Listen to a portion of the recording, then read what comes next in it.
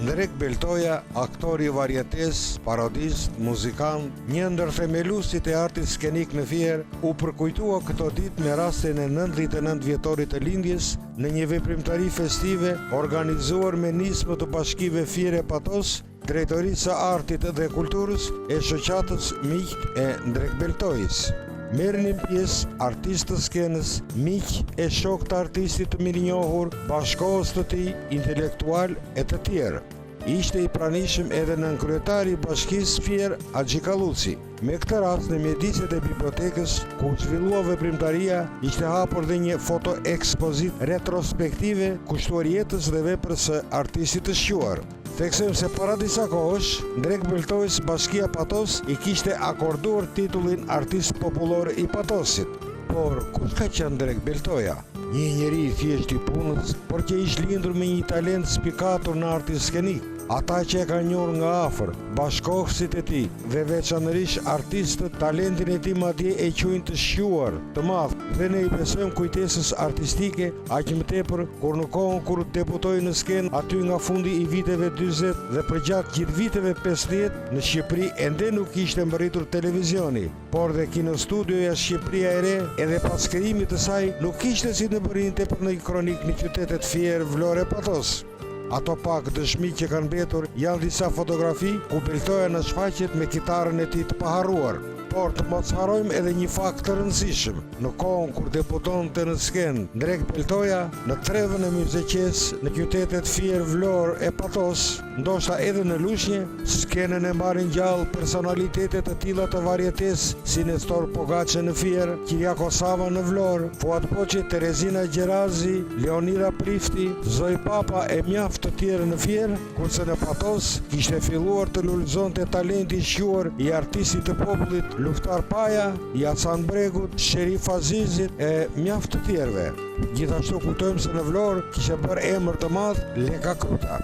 Në arkivin e familjes ruhen edhe disa tekste poezisht të kthyer në kuplete, që i këndonte me gitarën e tij vet Beltoja. Le të japim për kënaqësinë tuaj të nderuar teleshikues njërin prej tyre.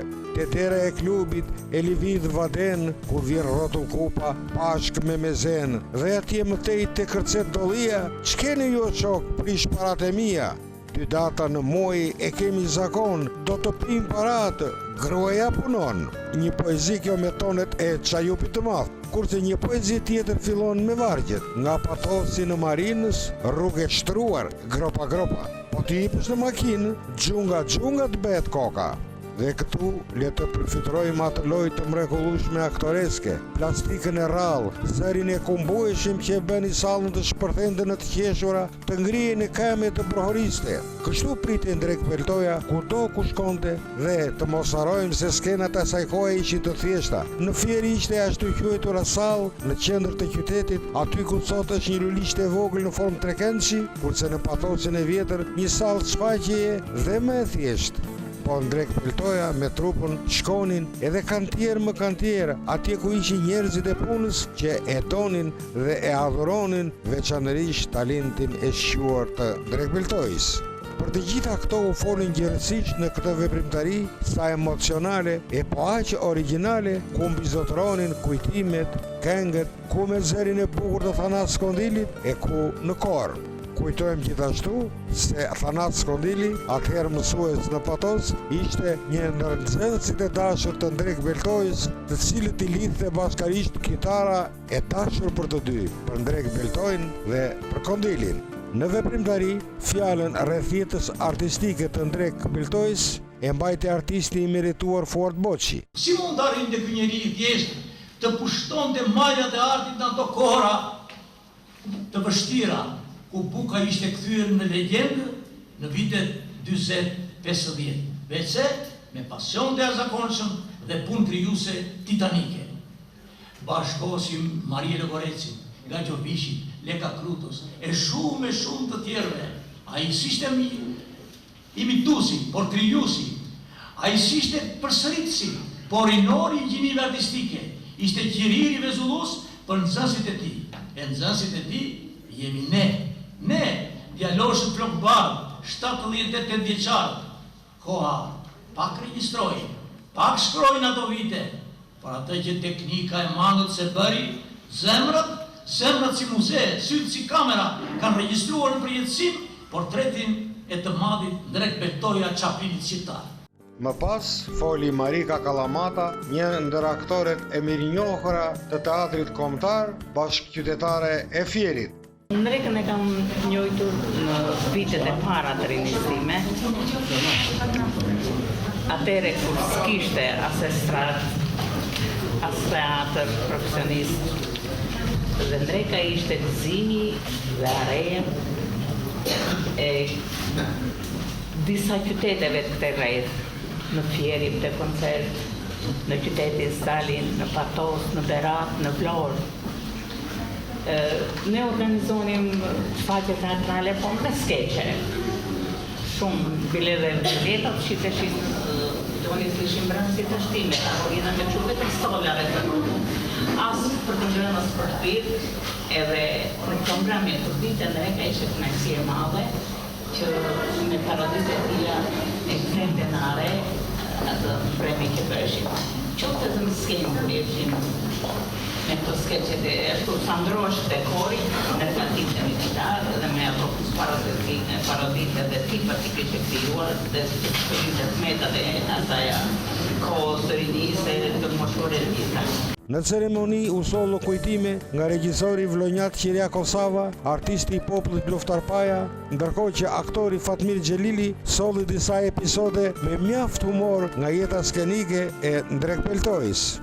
Është kënaqësi e madhe dhe veçantë për mua të bëj humazh për një artist të madh të qytetit të Fierit, të qytetit të Vlorës, të Patosit dhe të Kuçovës. Unë personalisht këtë artist të madh, se si thonë, sot është objekt Ndreka, është vepra e tij këtu, janë thënjet e tija, janë dhe thënjet tona dhe plotësojnë figurën e madhe artistike këtij artisti popullor. Nuk e di, ekzistojnë apo se ekzistojnë ajo gjyslyket, punda butaforike dhe mustaqet që transformohesh në të qinat e sekondës Ndreka. Dhe me atë, thurte ato paroditë të bukura. Ja, aty në skenave në ato vite. I bëndeve Ndreka, kështu që rrallë artista sot mund të bëjmë në jetë tillë, këta lloj artistësh si punën e Beltojës janë të pavdekshëm. Ishte shtruar një Ndreka në spital. Dhe do të thonë që edhe i simur ati shkonte mendja të madhe. Në spital kushinjera ishte e motra në lesë. Edhe Ndreka ngrihet në mëngjes edhe tuk spitali. Leze! Qka ke, tha? Ka vjedhur, tha, kushinë e spitalit. Tha, të gjithë smurt nga në pangre. Ajo u lërimër. Si ma kam vjedhë, në po të gjithë smurt dhe kush njëri tite me prek, njëri me pijame, njëri me kanatjere. Qka është? O, dhe, qëfar është, tha? Aj, takzojnë një prillin ditë e vjeshtë. Uza deri tek porta ishte me pak kaldrëm, pak rër, naftë bruto nga ajo që ti e diellit në puset e naftës. Në të djathtë, o sidomos në të majtë, ishte plot lule shumë ngjyrshe, të vendosura këndshëm e të mbajtura në copa plisash, të prera atje poshtë e proj i ullinjve. Të gjithë banorët e Lanjëson i kishin lulet, por veç tyre mbillin në ndonjë zazavate të stilës. Po pobori jonë ishte vetëm me lule. Më poshtë kopshtet nxinin nga jeshillëku e plot pemë fërtore. Po si mund të harrojmë ne, fëmijët e Cëndjeshmes, fikun sambollit të Colës e Haritli Gjindarit, pemën e parë, mënat e zinjët të kujtë të nënë Sofie e Kristorushit, Darla e nën Nafijes, e Selin Deliut, kombishtat e misat e nën Gjesmijës të Rushit Mullajt, kumullat e nën Pakizes të Alush Refatit. Jeta fëminore ka plot kujtime të bukura, edhe të marrëdhënieve në mes shokësh, finësie të ardhur të asaj kohe, aq sa dhe sot e kësaj dite shkoj me dhimbje tek njëri tjetri. kurse përmes një projektori dha kujtimet e tij edhe shkrimtari i minjohur Tashkolako. Kujtimet të ruajtura në arkivin e familjes kishin dhënë kohë më parë të ndjerët Krisaq Tëmbari dhe Leonida Prifti, të dy këta gjithashtu nismëtar të artit skenik në Fier. Ndërsa aktori Shpëtimqeu solli kujtimet e një prej familjarëve të Beltojës, kurse mësuesi veteran Thanas Kondili foli rreth mbresave e kujtimeve që ai ruan për artistin e shuar, duke i shoqëruar ato dhe me këngë korçare në kitar.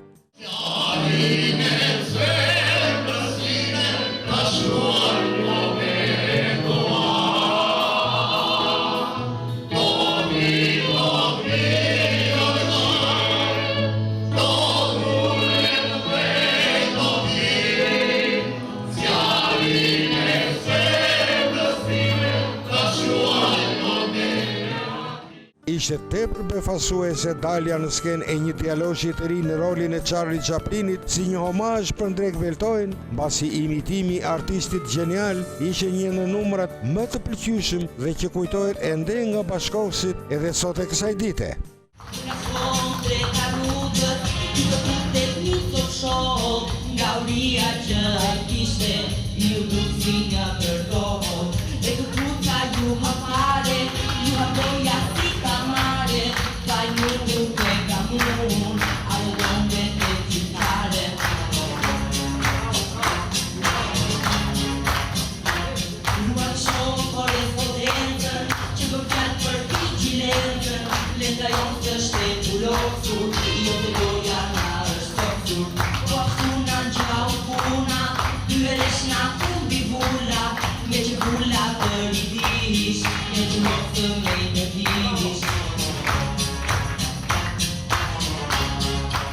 E gjithë ceremonia ishte një homazh për artistin Beltoja që është ndarë nga jeta në vitin 1963.